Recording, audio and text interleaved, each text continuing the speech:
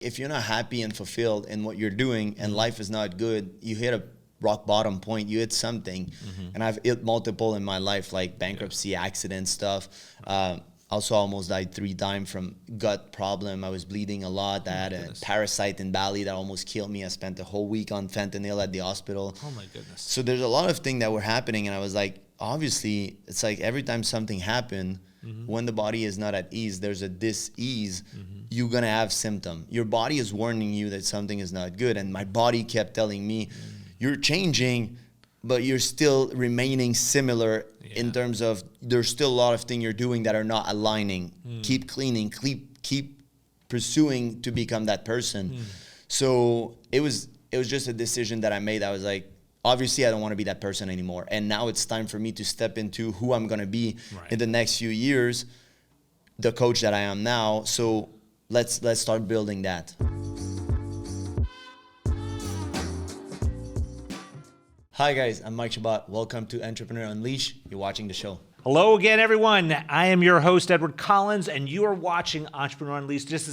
This guys, is going to be an amazing episode. We have Mike Chabot here in the studio. We're going to be talking about his journey of entrepreneurism. And if you know me by now, you know that I believe that the best shortcut in your journey is to learn vicariously from others. And that's what we're going to do right now. And I don't want to delay any further.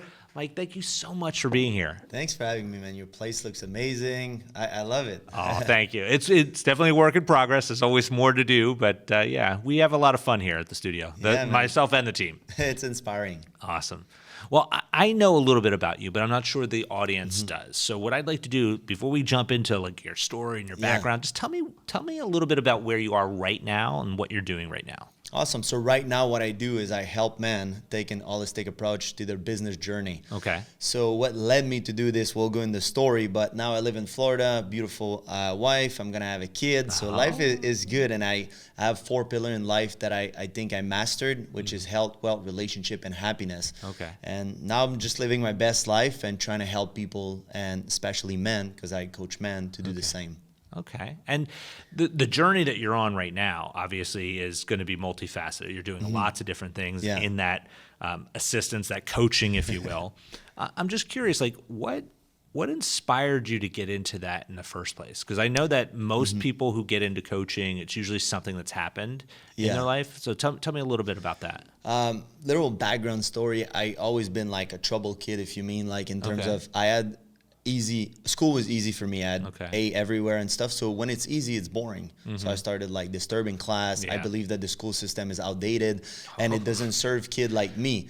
Like a lot of people their kids are listening and stuff like that. I wasn't, because it was too easy. So I understood very quickly that the school system wasn't for me. And then I started looking for mentor. I always taught outside of the box and stuff like that.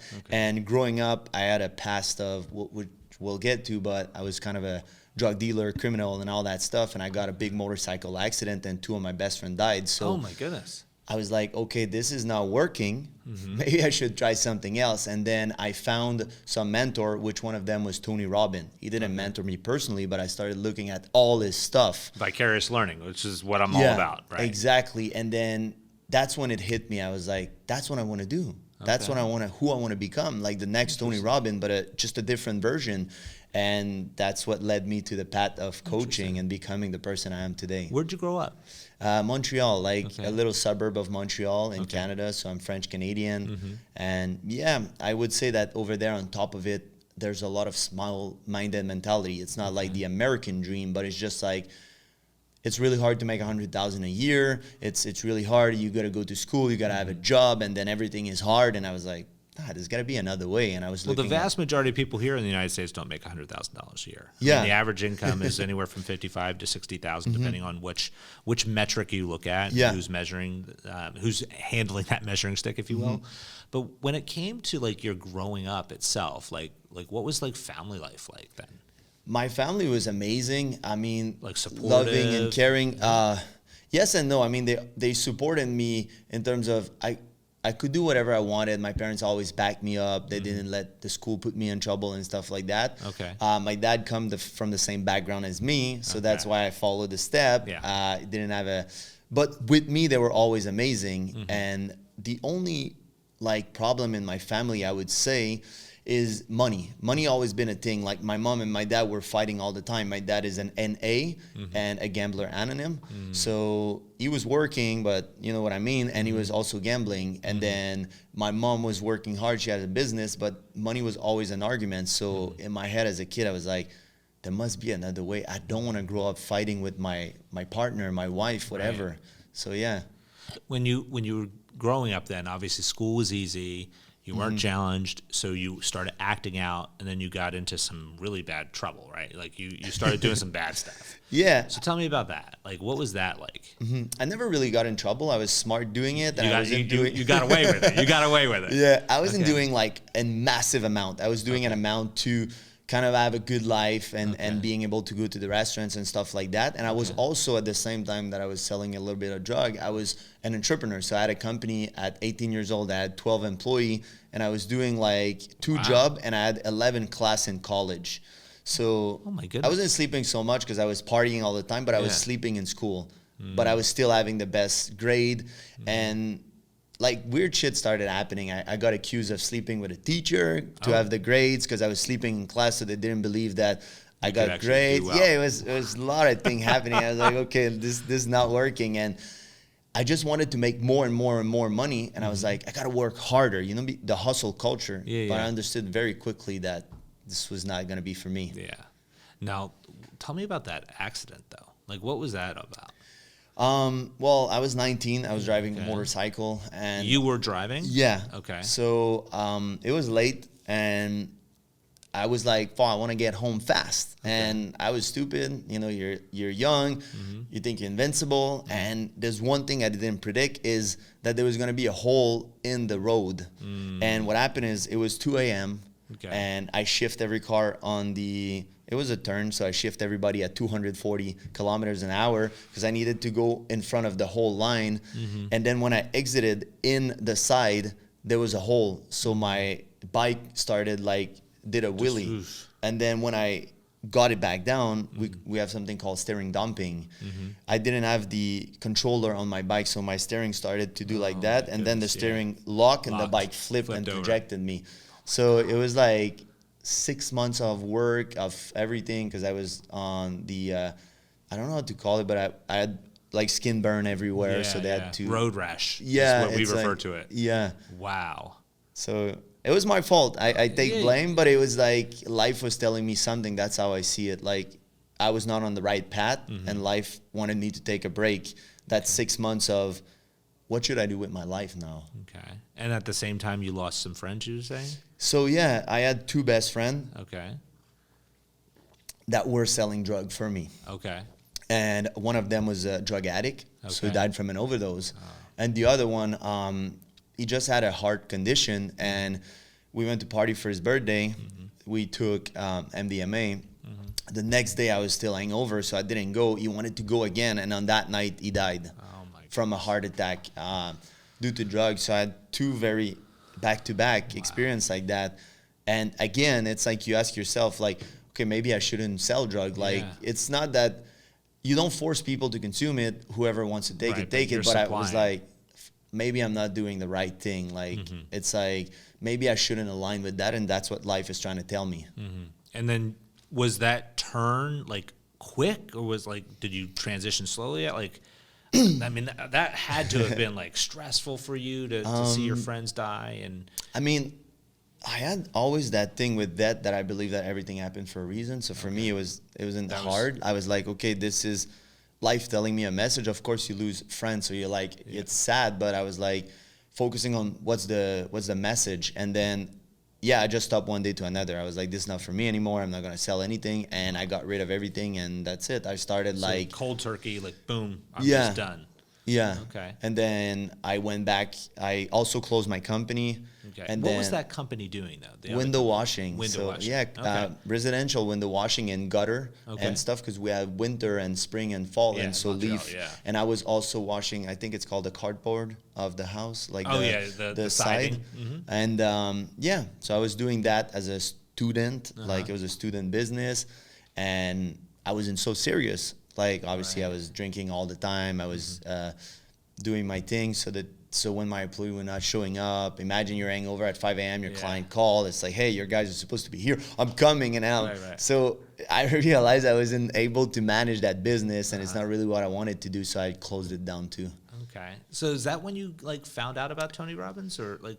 Yeah, so how I found out about Tony Robbins is then I started looking at other avenue, and I started doing multi-level marketing. Okay. So some mentors that were making hundreds of thousands a month were telling me, Mike, you need to start reading book. You need to like find people that could mentor you and stuff like that. Didn't have money. Right. So when I closed everything, obviously my salary dropped. Exactly. And that's when I started finding Tony Robbins online. I knew about The Secret, but it wasn't working. I was writing myself check and stuff, wasn't working, which I found later on why, which we'll talk about. But yeah, that's kind of what led me into Tony Robbins, Think and Grow Rich, how to make friends and influence people and all that stuff. Yeah, I mean, obviously those are some fundamental like strategies that truly can transform your life, but you have to be willing to accept it. Like, you were at a point in your life where you were receiving now, right? Because you really didn't receive much when you were in school because you just did well naturally, and you were like, as a teenager, you were just generally rebellious because of that. Yeah. But now you got to a position in your life where you're saying, okay, listen, I want something different for me. I'm willing to listen, and I'm open to it. So you start listening. What were some of like the initial things that were transformative for you?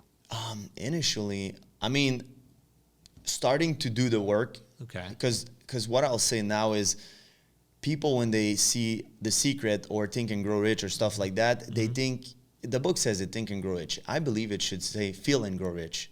So the thing is, it's not only thinking. What you think about most of the time will realize if you match the vibration of what you want. So you need to feel like you're rich. You need to feel wealthy. You need to feel like when you start a business, you've had success. So when you start a business, you're like, this is going to go well. This is going to happen. I see the positive.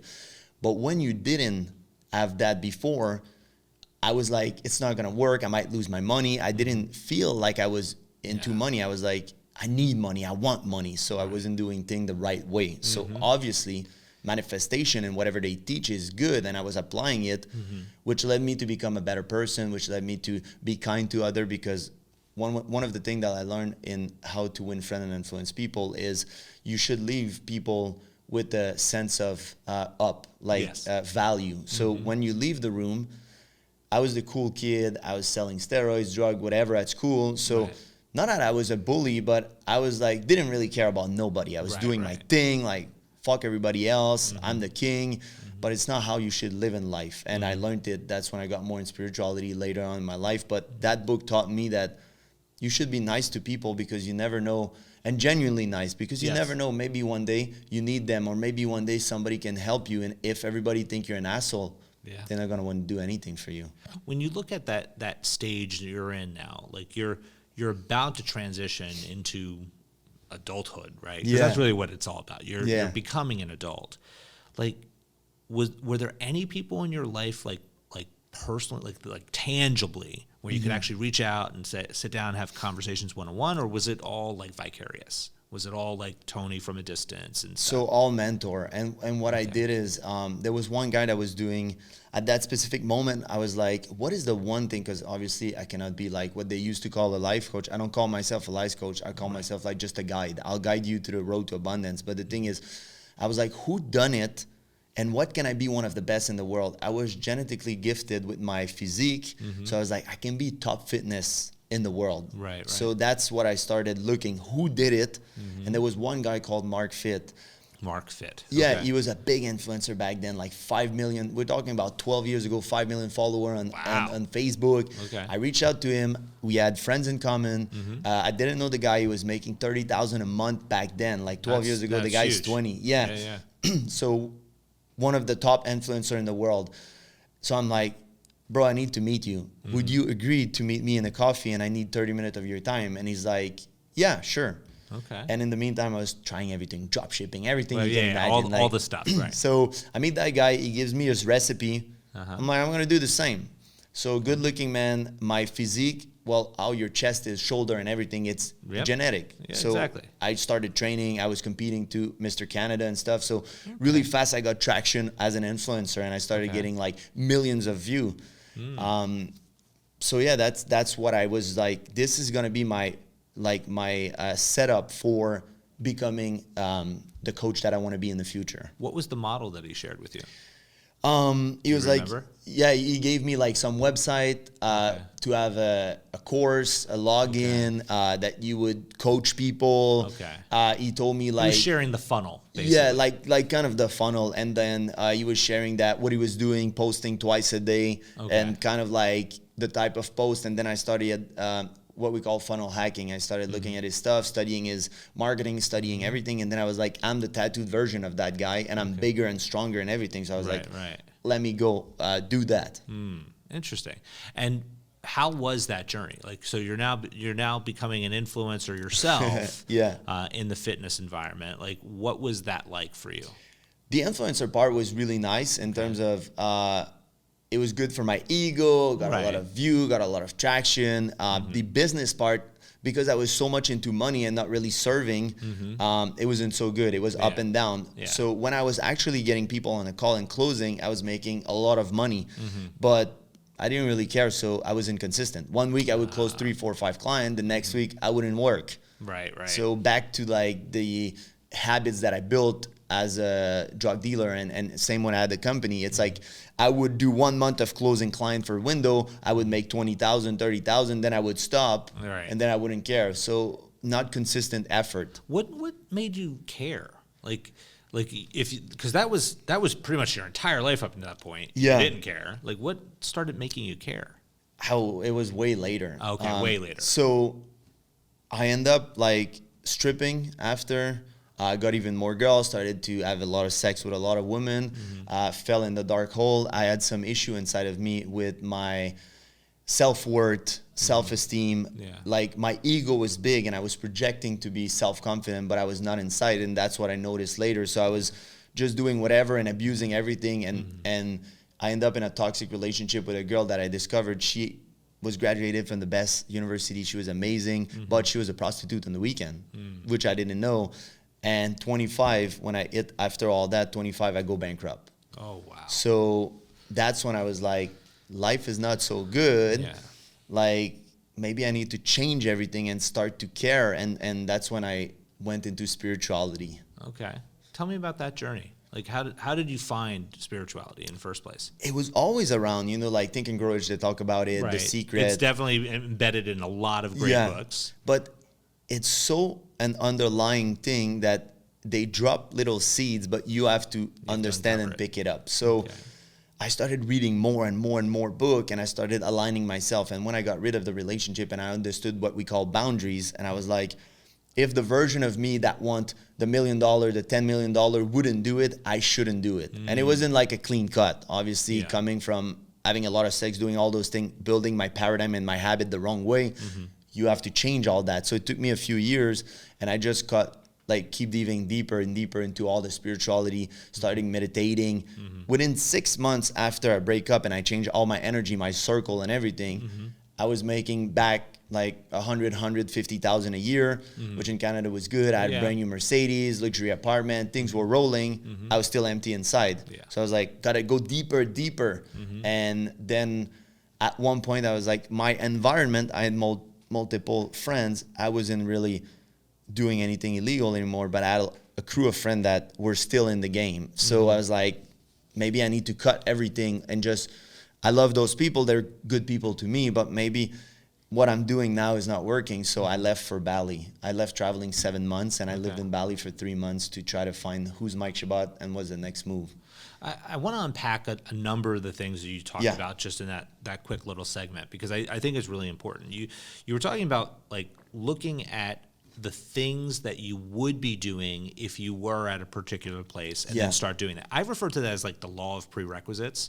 For me, it's like if you want something, you have to become the person you want to be before you're actually that person, right? You have to do the things that, like, if you want to be healthy, you don't start doing healthy things once you're healthy, right? You have to do the healthy things to become the healthy person.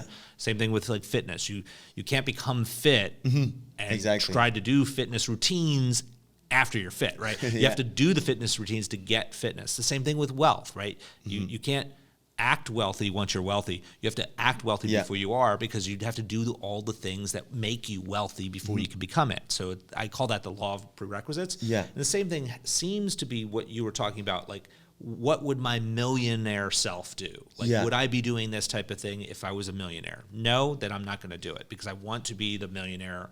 I want to be the multimillionaire. I want to be the business owner, whatever it may be. So that's hugely important. I love the concept about the friends and networks too, because I think that holds a lot of people back. Some people believe you have to cut ties entirely, and there's some argument to be said that no, you can keep people in your life. I don't know if I agree with that. I think that at least from my perspective, I think that vibration, whatever it is, it's catchy, right? And if you are in an environment that is surrounded by people who do not think the way you think and are not interested in the things you're interested in from an accomplishment standpoint, that just serves to hold you back. Yeah, totally. I would say, like, regarding could you keep some friend? Yeah, if you want, like, but there's one concept that I mentioned before is what you think about most of the time. So if those friends are your tight circle, that's when it's a problem. If you see those friends once a month to go dinner, whatever, you can keep them. I would say at some point you have to cut everybody out, like, and you can do it gradually, like, and see if you want to keep them or whatever. But yeah, at some point I decided that I had to cut ties, and just, it's not that they're not good people. It's just, I didn't want to like vibrate with that anymore. So I was like, I need to clean. And that's when I moved to LA too, because I needed to change the whole, everything. Yeah, I think that there's something to be said about this concept of knowing that there's going to be a cost to anything, right? So you either are willing to sacrifice for what you want most, or what you want most becomes the sacrifice, right? So you have to make those decisions. And then I'm not saying it's easy. That's not what I'm saying at all. But the concept is simple, right? It's just you have to implement. Yeah, it's easy depending on what you value. So a lot of people are like, it's hard. No, it's not. It's like, it could be seen hard, but if you want it, you do it. That's it. And action will prove what you truly value in life. Well, that's discipline in general. Yeah, exactly. Right? When you're going through this phase, was Bali first or was LA first? Like California? So I've been going to LA back and forth because I had a friend living there that moved from Montreal since 24. But I moved to Bali, like spending time there at 27, 28, like around that time. And then after Bali, when I found who I was and how I wanted to do things, and it's nothing ever permanent. It was, for now, that's how I'm going to do things. I moved back to, like, I came back to Canada. I spent some time with my family for Christmas. And in January, right before the pandemic, I moved to LA. Okay. So you were living in LA during the lockdowns and everything happening. It was good. That adventure, like, tell me about that, because I know that a lot of people, like, LA is very different than Montreal. So obviously it's also different than Bali too. So what was that experience like for you in your entrepreneurial journey now? Because you're now at this point starting to think about, how do I actually create something that's truly a going concern that is important to me, and I feel fulfilled in doing that. Like, what was that like for you? So when I moved to LA, obviously Bali was like retirement for me. So I was like, if I stay here, I feel like I'll be too spiritual and not really driven for stuff. So I was like, I know myself, and it's not like that for everyone, but I was like, I need some motivation and kind of like be forced to make money. Sometimes I like to force myself to make it, so I'll make it. So I moved to LA. LA is the most expensive city. Well, now Florida is probably equal. Florida's getting there, especially Miami. It's the same. Restaurants are more expensive here, but yeah, LA, the rest is still more expensive. But I was like, I gotta make it there. And for a 1-bedroom in LA, Marina Del Rey, it's like $4,000 if you want anything decent, like 2005. Like, so I was like, I need to make it, and I'll need more money. I'll be hustling. I'll be doing what I should be doing, and I'll figure it out on the way. And at the same time, when I moved to LA, I was at a point that I was like, I was sponsored by Bang. I had a lot of collabs as an influencer and stuff like that. I was like, I need to stop everything that I don't want to do. And also, I thought about quitting social media. So I was like, I'm tired of everything. I realized it when I was in Bali. I'm like, I'm tired of that. But I wasn't really tired of social media itself. I was tired of who I was on social media, which wasn't necessarily my true self. Right. And because I was a hot fitness influencer, I had a lot of audience that were that. So I was like, you know what? Let me cut the IG in between two things. So I was like, now, as of now, I'm only going to be posting like stuff that align with the person I want to be. Okay. How did you make that decision though? Like, because that in and of itself is a tough decision. Like, who are you going to be? Not just internally, but to the world, right? So what was that an internal dialogue? Did you have outward discussions with any mentors at that point? It was internal. Like, if you're not happy and fulfilled in what you're doing, and life is not good, you hit a rock bottom point. You hit something, and I've hit multiple in my life, like bankruptcy, accident stuff. Also almost died 3 times from gut problem. I was bleeding a lot. I had a parasite in Bali that almost killed me. I spent a whole week on fentanyl at the hospital. Oh my goodness. So there's a lot of things that were happening, and I was like, obviously, it's like every time something happened, when the body is not at ease, there's a dis-ease, you're gonna have symptom. Your body is warning you that something is not good, and my body kept telling me, you're changing, but you're still remaining similar in terms of there's still a lot of things you're doing that are not aligning. Keep cleaning, keep pursuing to become that person. So it was just a decision that I made. I was like, obviously I don't want to be that person anymore. And now it's time for me to step into who I'm going to be in the next few years, the coach that I am now. So let's start building that. Okay. And but you're doing this now in LA, in California. You're trying to build this new version of you. Yeah. And you're focusing much more on the dads, if you will, the men, if you will, that are in your social media type of environment. What was it that you started doing first with them? Like, that was different than what you were doing beforehand? So I wasn't really selling anything at that point. I wasn't training people. I wasn't doing anything. So what I did in order to make a lot of money fast, to fuel what I wanted to do, I cut my IG. I started posting everything I was doing, spirituality, everything. Okay. And I started an OnlyFans. Okay. So I was like, OnlyFans is going to fuel everything. Okay. So what I did is there was no nudity, no nothing. But all the content that I used to post for fitness, flexing, and everything on OF. Okay. And I made like quite a lot of money with it. And I invested hundreds of thousands in personal development. So I did so many different things. I didn't waste the money for cars or anything like that. I just fueled. You invested in you. Everything I wanted to become that coach. I was like, what is missing? So I did neuroscience, yoga, breathwork, chakra. Like I invested in a fitness app, like 300,000 to help serve people. I did so many things in order to become that version, and that I cut every influencer deal that I didn't want to do. Like, because at some point I was like, it doesn't align with me. But when they're paying a lot, I was like, I need something now to replace that income while I build this thing that I want to do. So that's what I did in LA. Now, what was the biggest thing that held you back from the next transition, though? Because you're now ready to make that next jump. Yeah. Like, what was stopping you at that point? It was at that specific point when I arrived in LA, it was, again, the same insecurity that I was not good enough. Like, from that led me to this sex addiction and everything. That impacts so many business owners, though. Like, so many people like think that they're not good enough. They're not. They have that almost like an internal enemy stopping you from making that transition. How did you break free of that voice, though? Like, that's what I'm like so curious about. We can go more in detail in the segment while I'll give tips on it, but basically what you call, I don't remember how you call, like, when you change your identity. Yeah, so you're going through this process. That's what I call it, changing identity. I know you had another name to it. So I have it, the law of prerequisites. Yeah, so I call it identity shifting. You have to become the person you want to be. Okay. But you were willing to do that. Like, so many people, like I have conversations with business owners all the time, and that tends to be a common theme. They're not.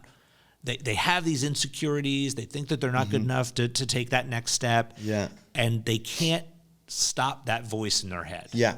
And that's the hardest thing. Your paradigm is your multitude of habit. That could be the summary of the word. If you change your paradigm, which is changing your habits, doing will make you believe and will make your brain believe that you're actually enough. So there's no other way than getting started. Right. Like, because I studied since I was 18, even maybe earlier than that, for the last at least 15 years, 3-4 hours a day, watching podcasts, seminar, books, everything, you name it. I've done it all, plus mentor, plus hundreds of thousands. Right. So at some point I was like, what is holding me back? And then 2 years after LA, when I was like rolling at a penthouse in Beverly Hills, like I had my dream car, like money was good. I was traveling the world.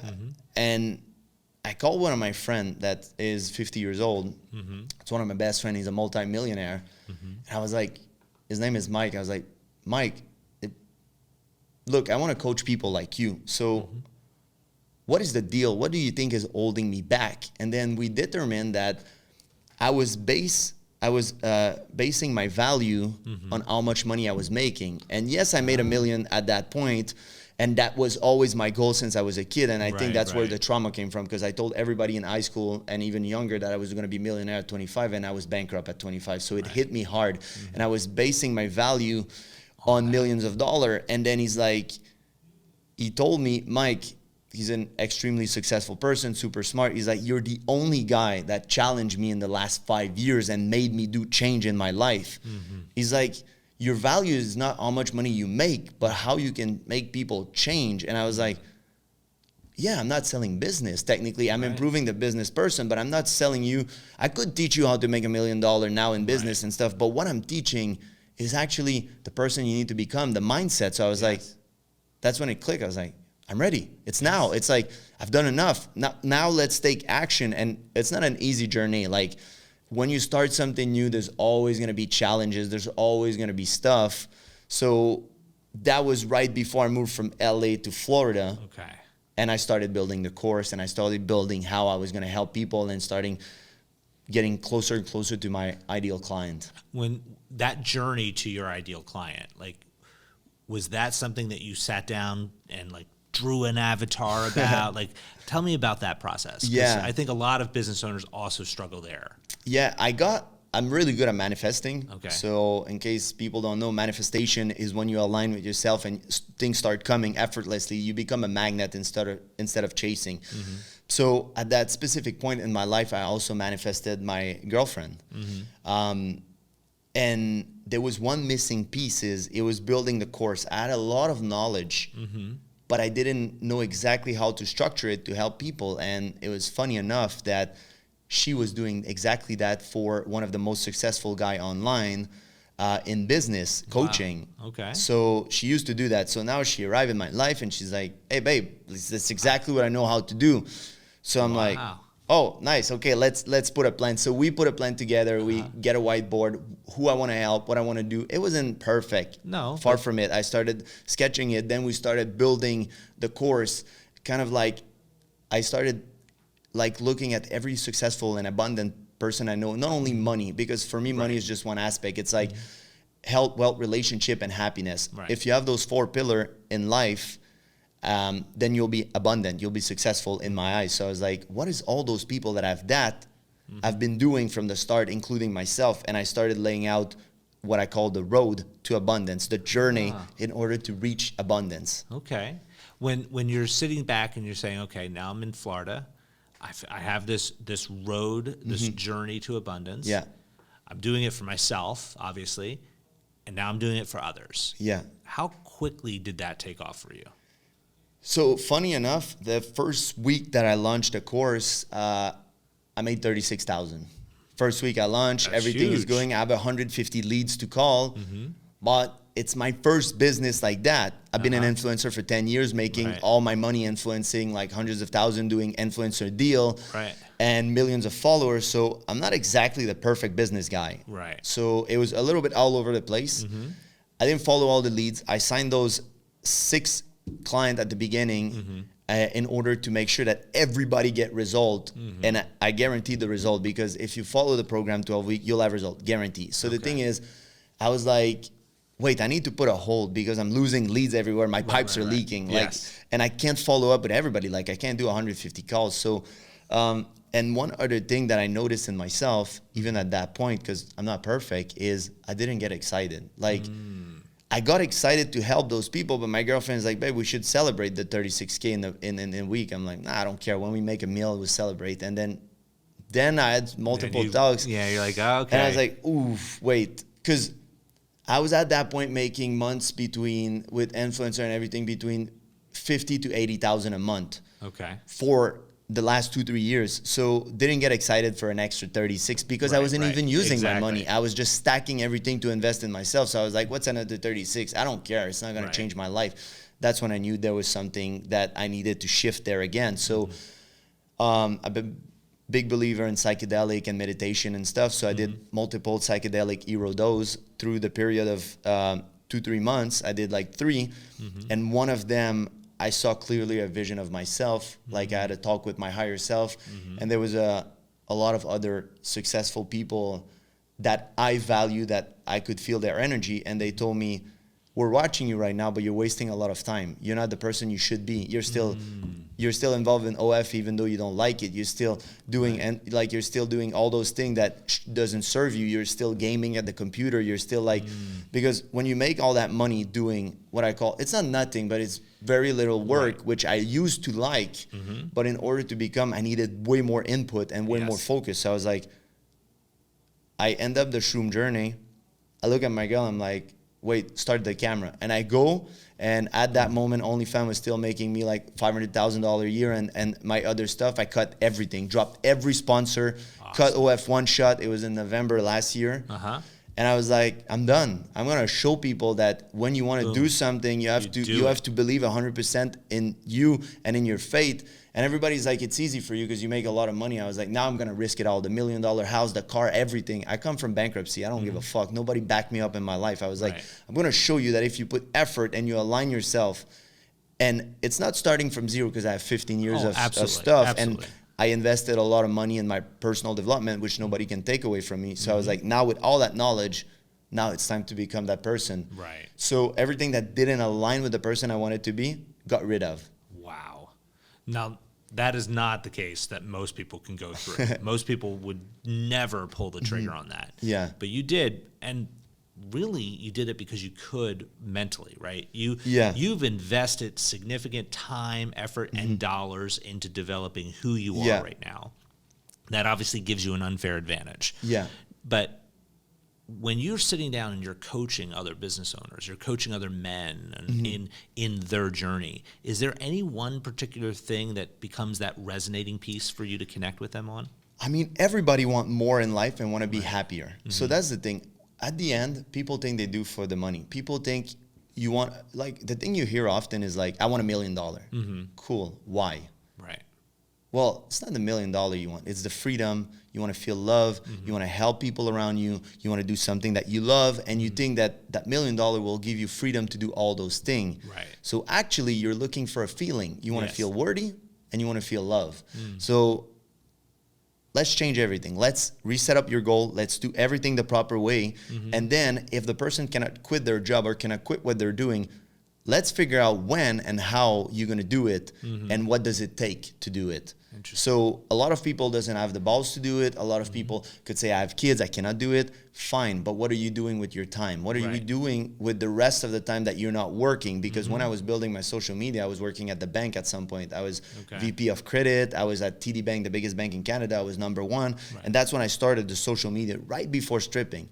And then I quit the bank too fast I was in a line, and then that's when the bankruptcy happened a year and a half later. But the thing is, now I know what the mistake are, and that's why the program is on 12 week, because with 12 week of effort, and you really do it, and you do the call with me, you'll have change. There's an accountability partner. There's a study that says that it increases your chance to achieving your goal by 98%. 98 is like, bro, it's like, okay, if you don't want to invest in yourself, it's because you don't believe in yourself, not necessarily the coach or the guide. When you look at it, Harvard did a study too, just talking about the people you surround yourself with. 96% of your milestones of success are dependent upon the people who are around. So if you can align yourself with the right people, and you can actually do things consistently that lead you to the outcome that you actually desire, you'll get it, right? But you have to take the step. And so many people just aren't willing to do it. So there's two things that I noticed, especially for men, okay? That's why the suicide rate is through the roof. Yeah. We're such in a rush. Everybody wants it now. We compare ourselves with social media. Now the trend is like, I bought this $10 million house in 1 year. No, who's your investor? What did you do? Like, it's such a trend. And maybe the guy was doing drop shipping for 4 or 5 years and now he's having results. And he's bragging that he did it in 1 year, but doesn't show everything that fell before. So first, you're not self-made. You had mentor, you had help. Second thing is it took way more time than you acknowledge, and you want to seem cool online because you want people to buy your course.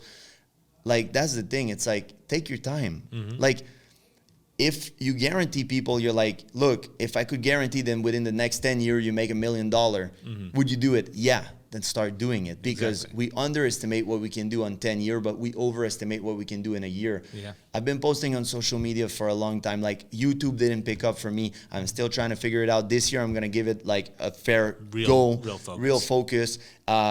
I'm having my podcast. I have like 42 episodes. It doesn't have so much traction. The podcast maybe gets 200 views, 300 views, but it's impacting some people. So I'm still doing it. And one day it will go. And Alex Hormozi said that his podcast, he had it for 4 years. 4 years, nothing. With nothing. And now he's like super famous. So people quit too early and they don't want to put their head down because they're so focused on, it's like when people train, they do the same in business. They focus on the scale.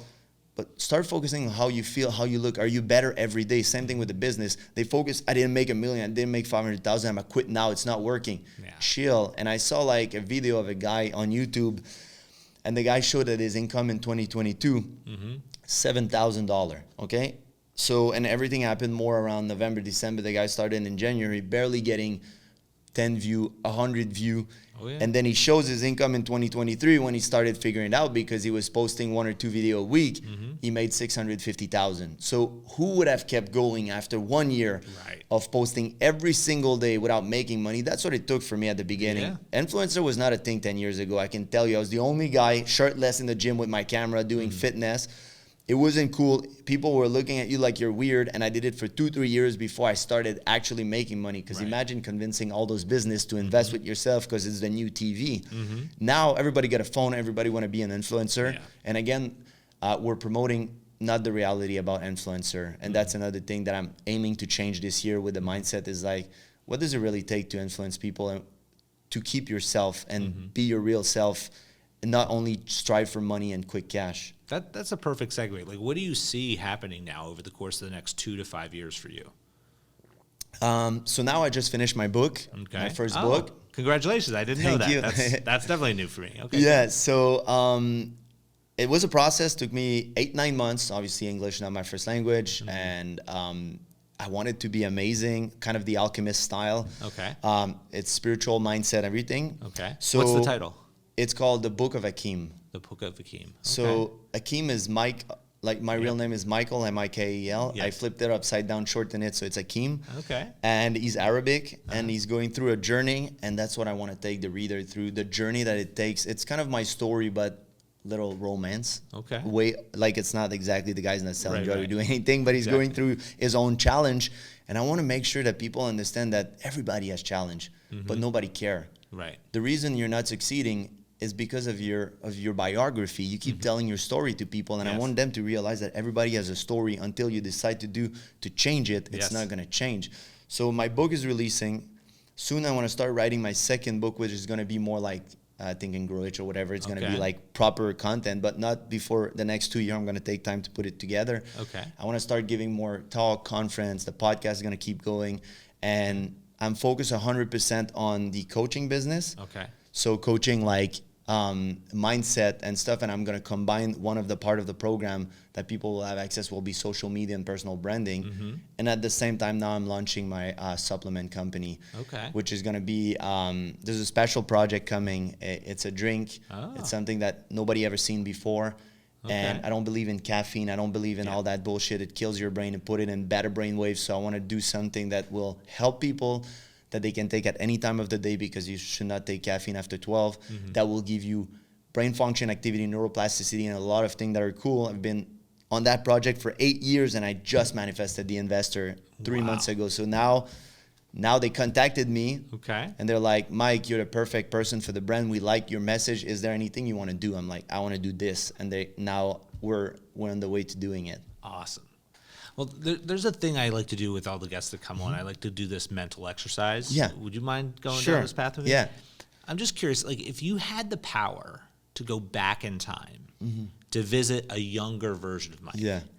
and you could share one piece of wisdom with that younger version of you, who would you go back to, meaning what age and what was going on in your life, and what would you share? I mean, I could go back up to 15, but I would say the age that popped in my mind would be 19. Okay. I'd have 30 motorcycle and everything when I Right started after that. seeing Okay. like Tony Robbins and stuff. And I would say take your time. Like, don't have such a fear of missing out. And that's what my focus was not right, because everybody come with new project, a new thing. It's like overhyped optimism, but you're uninformed. So every project looks cool. You start doing this and this and this. I would be like, look, your passion is this. Work for it for the next 10 years. And don't let anybody tell you that you can't, and don't let anybody influence you, and just keep your head down and focus. And I would make him have self-confidence, like true self-confidence, explain him, because all my ex cheated on me. There's a lot of things that happened with girl that's why I became hot. That's why I became in shape. That's why I wanted to prove every girl I was the best. That's why I was having sex with all those women. At the end, it's because I didn't love myself. Right. So I would tell him, like, love yourself. You are enough. Now work towards your goal for the next 10 years, and don't give up. Wow. Now, imagine for a moment then that a future version of Mike has come back in this moment that we're sharing together, and he's going to share a piece of practical wisdom with you. Yeah. What does he share? I would say it's the same. Like, because even for me, this year was hard. Like, it's not because I have the balls to do what I did and drop all the money that it was an easy journey, because I was used to a certain lifestyle. I was used to spending money. I was used to like doing things and not really thinking, because whenever I want to go to a trip, I can do it. Now, when I started from zero income to do my journey, there was some mental challenge that I was like, fuck, I'm going to quit this. Like, it's not working. Like, I want to help people. Well, why it's not picking up? But the thing is, it's a journey. Like, you have to be patient. And that's what I remind myself every time there's a hard stuff. Like, if you have a course, you have all those things. At the beginning, I do everything by myself. I hired agency, I hired stuff, but it was not working. You're wasting money. You're losing money. There's a lot of like learning curves. So when it was hard, I remind myself that, hey, do you believe in this? And yes, I do 100%. Just keep going, because when it's going to unlock, I saw you have the compound book on the table, and that's one thing I teach is everybody know that the 1 cent multiply every day for 30 days, and it's only the last 2-3 days that it goes from 500,000 to a million to 2.6 million to 5.2. So the thing is, all the leverage happened in the last fucking 4 days. Yeah, everything else, it looks like it's not working. Exactly. So that's the same. It's like, people think it's hard to make money. It's super easy. You just got to stay consistent. And at some point, you'll be making 5,000 a month, then 10,000, then 20, 30, 40, 50. Because once you reach that 50, 60, depending on what you're doing, then you just turn up the scale. Correct. And once you reach 50 a month, it's because your operation, your SOP and everything is on point. Correct. And things are good. And not only that those things are good, but the mindset behind is good. If you have 1 year in business at 50,000 a month, normally you're doing something good. So now let's find what it is. Let's tune up what is not, and you're going to crank it. So now I'm on my way to that 50 because I had some ups, some downs, So now we're figuring it out with my team. Now I think we found a good formula. So we're going to apply it. And I would say to myself, don't quit. Like, you're on the way to doing it. Just keep doing it. Like, and even if it's hard, it's part of the journey. I love it. See, the younger version of Mike got some good wisdom. The current version of Mike got some good wisdom. Yeah. I don't want the audience to feel left out, though. So if you had one piece of advice to give to someone who's watching, who's listening to this episode, what would that one piece of practical wisdom be? Invest in yourself. That's the one thing that nobody can take away. There's a recession, there's anything, nobody can take away the money. You go bankrupt tomorrow, nobody can take away all the money and all the time you invested in yourself. And the thing is, it's not the $1 million that matters, it's who you become making that million. So the thing is, Tony Robbins go bankrupt tomorrow, I can guarantee that in the next 5 years he's back to $1 billion. The thing is, same for you. Yeah. You built a certain wealth because you're doing things a certain way, and how you do one thing is how you do everything. A lot of people forget that, and they're a 4 on 10 there, a 2 on 10 there, and then they want a 10 on 10 on wealth. It doesn't work like that, man. You gotta show up all the time. Invest in yourself and find someone that have the life that you want and is doing what you want. So if it's me, it's me. If it's Edward, it's Edward. But find a mentor that resonate with you, and that you're looking and you're like, I love his life. I would love to have that. Take his recipe and apply it. That's what I did with every mentor. I love it. Now, if the audience wants to get in touch with you, learn more about it, like what would be the best way for them to do that?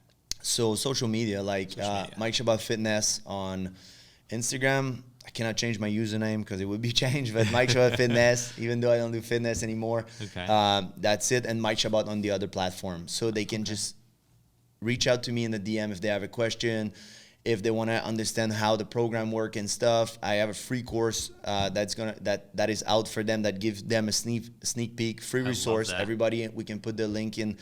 Definitely go into the show notes for sure. And they can just start having a kind of a sneak peek of how I operate. And then after the free course or before, they can book a call and I can tell them what it entails to do the 12-week program with me. And I can get them started and on the way to achieving their goals. Well, Mike, I appreciate you being here and sharing so genuinely. I love your story, and I'm really looking forward to seeing how it continues to evolve. So thank you so much for being here. Thank you for having me, man. 100%. This has been another episode of Entrepreneur Unleashed. I'm your host, Edward Collins. I know 100% you've enjoyed that. Don't go anywhere, because at the end of the day, you should be following this guy and watching for the next awesome episode to drop. Until then, be well. Bye for now. Mike, that was awesome. Thank you. Great job.